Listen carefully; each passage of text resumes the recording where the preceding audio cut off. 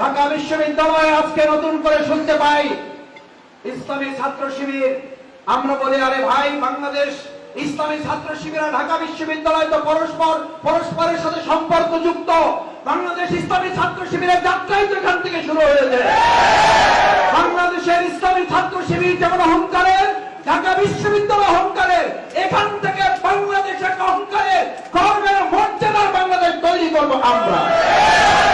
সুতরাং নতুন করে আর পরিবেশ অথবা অন্য কোনো নাম দিয়ে এই স্বাধীন এবং বাংলাদেশের নতুন যে স্বাধীনতার স্বপ্ন আমাদের সামনে তুলে দিয়েছে শহীদ পরিবারের সম্মানিত শহীদেরা, এটা নিয়ে আর কাউকে টালবাহানা করতে দেওয়া হবে না। মহানগরের সম্মানিত নেতৃবৃন্দ, উপস্থিত সম্মানিত ভাই এবং বন্ধুগণ, শহীদ পরিবারের সম্মানিত সদস্যবৃন্দ, সাংবাদিক ভাইয়েরা, আসসালামু আলাইকুম ওয়া রাহমাতুল্লাহি ওয়া বারাকাতুহু।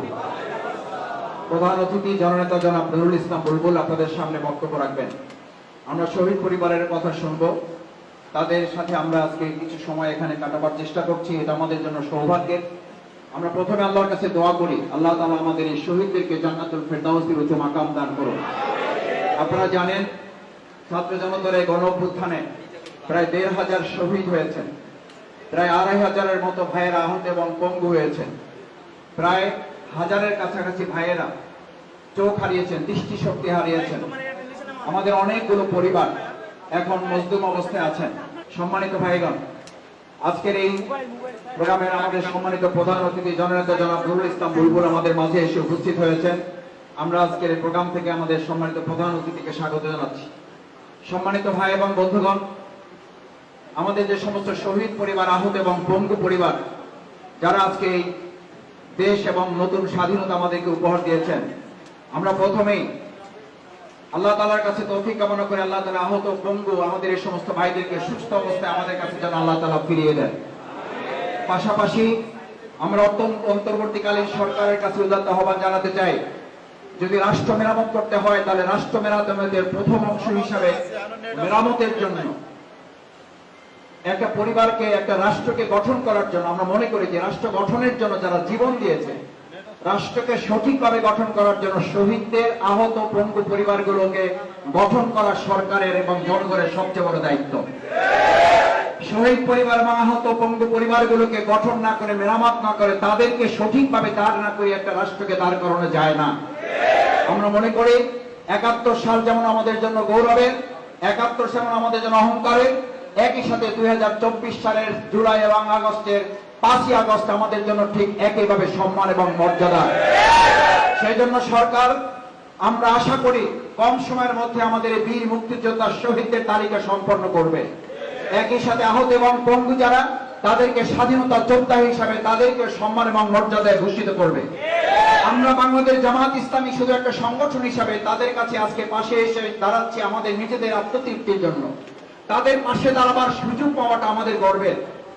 আমরা সেই জন্য তাদের আজকে কিছু আর্থিক অনুদান দিচ্ছি, এটাই একান্ত শেষ কথা নয়।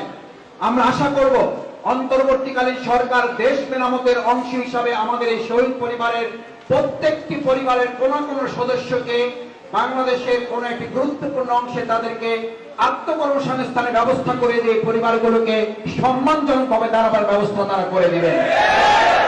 তৃতীয় কথা হচ্ছে, সম্মানিত ভাই এবং বন্ধুগণ, আমাদের ভাইয়েরা চোখ হারিয়েছেন, তাদের কাছে জানতে চাওয়া হয়েছে আপনার চোখ হারিয়েছেন, আপনার অনুভূতি কি? তার বক্তব্য ছিল, আমরা চোখ হারিয়েছি, আমাদের চোখের জ্যোতি চলে গেছে। আমাদের এই চোখের জ্যোতি দিয়ে যদি ১৫.৫ বছরের অন্ধকারের বাংলাদেশ আলোর পথ খুঁজে পায়, তাহলে শুধু দুটি চোখ নয়, প্রয়োজনে আমার জীবন দিতে রাজি আছি, তাতে আমার কোনো আপত্তি নেই, আনন্দিত, আলহামদুলিল্লাহ। এই হাত হারা, চোখ হারা, পা হারা পঙ্গু ভাইদের বাংলাদেশকে আর নতুন করে কাউকে পঙ্গু বানাতে দেওয়া হবে না। বাংলাদেশের অর্থনীতিকে আর কাউকে পঙ্গু করতে দেওয়া হবে না।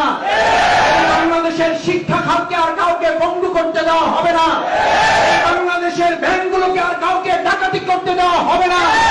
বাংলাদেশের শিক্ষা প্রতিষ্ঠানগুলোকে আর জব্দখোরের মতো করে সন্ত্রাসীদের আখড়া বানাতে দেওয়া হবে না। ঢাকা বিশ্ববিদ্যালয়ে আজকে নতুন করে শুনতে পাই ইসলামী ছাত্র শিবির। আমরা বলি, আরে ভাই, বাংলাদেশ ইসলামী ছাত্র শিবিরা ঢাকা বিশ্ববিদ্যালয় তো পরস্পরের সাথে সম্পর্কযুক্ত। বাংলাদেশ ইসলামী ছাত্র শিবিরের যাত্রাই তো এখান থেকে শুরু হয়েছে। বাংলাদেশের ইসলামী ছাত্র শিবির যেমন অহংকারের, ঢাকা বিশ্ববিদ্যালয় অহংকারের, এখান থেকে বাংলাদেশের অহংকারের গর্বের মর্যাদার বাংলাদেশ তৈরি করব আমরা। সুতরাং নতুন করে আর পরিবেশ অথবা অন্য কোনো নাম দিয়ে এই স্বাধীন এবং বাংলাদেশের নতুন যে স্বাধীনতার স্বপ্ন আমাদের সামনে তুলে দিয়েছে শহীদ পরিবারের সম্মানিত শহীদেরা, এটা নিয়ে আর কাউকে টালবাহানা করতে দেওয়া হবে না।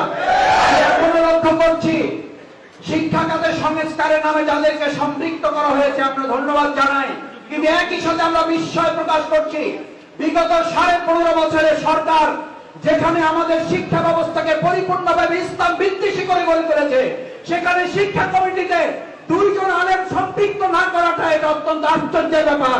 আমরা অতি সত্তর দাবি জানাই 90% মুসলমানের এই দেশে অবশ্যই শিক্ষা কমিটিতে একজন কওমি এবং একজন আলিয়ার সম্মানিত ইসলামী চিন্তাবিদকে অবিলম্বে সম্পৃক্ত করতে হবে। আমরা দায়িত্বহীন কণ্ঠে ঘোষণা করতে চাই এই 92% মুসলমানের দেশে দেশপ্রেম এবং ইসলামের চেতনাকে উপেক্ষা করে ছাত্র জনতার উই ওয়ান্ট জাস্টিস এই স্লোগানকে আর উপেক্ষা করতে দেওয়া হবে না। উই ওয়ান্ট জাস্টিস এর একমাত্র থিওরি হচ্ছে ইসলামী অনুশাসনের ভিত্তিতে বাংলাদেশ পরিচালিত হবে। সুতরাং আমাদের এই শহীদ পরিবারের সম্মানিত সদস্যবৃন্দকে সামনে রেখে আমরা পরিষ্কার বলতে চাই, আমরা সেই বিচার বহির্ভূত হত্যাকাণ্ডের বিরুদ্ধেই তো লড়াই করতে হয়েছে। আমাদের বিরুদ্ধেই সবচেয়ে বিচার বহির্ভূত হত্যাকাণ্ড চালানো হয়েছে। জামাতের মেধাবী নেতৃত্বকে খুন করা হয়েছে বিচার বহির্ভূত হত্যাকাণ্ডের মাধ্যমে। আওয়ামী লীগ ছাত্রলীগের ঘাপটি মেরে থাকা কতিপয় সন্ত্রাসীরা বিশ্ববিদ্যালয়ে বিচার বহির্ভূত হত্যাকাণ্ড পরিচালনা করছে। ইতিমধ্যে সরকার গ্রেফতার করেছে অধিকাংশ তার ছাত্রলীগ এবং যুবলীগের কতিপয় লুকিয়ে থাকা সন্ত্রাসী। আমরা হুঁশিয়ার করতে চাই, আর কোন বিচার বহির্ভূত হত্যাকাণ্ড ঘটলে বাংলাদেশের জনগণ ছাত্র জনতাকে সাথে করে নিয়ে আর একটা 5ই আগস্ট নয়, প্রত্যেকটা মুহূর্ত থেকে 5ই আগস্ট করে তার উচিত জবাব দেওয়ার জন্য ছাত্র জনতা আসুন। সম্মানিত ভাই এবং বন্ধুগণ, আজকের এই সুন্দর বাংলাদেশকে গড়ার জন্য আমাদের শহীদেরা যে জীবন বাজিয়ে রেখেছেন, আজকে এই যাত্রাবাড়ি অঞ্চল, এই শ্যামপুর অঞ্চল, কদমতলী অঞ্চল সবচেয়ে বেশি গুলি চালানো হয়েছে এখানে।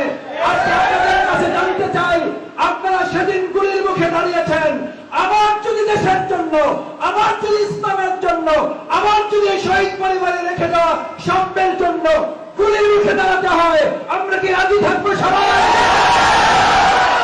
এই শহীদ পরিবারকে সামনে রেখে, এই শহীদ পরিবারের সদস্যবৃন্দকে সামনে রেখে আমরা অঙ্গীকার করে যাচ্ছি, আপনারা একা নন, আপনাদের সাথে শুধু বাংলাদেশ নয়, গোটা পৃথিবীর ইসলাম এবং দেশপ্রেমীরা আপনাদের সাথে আছে।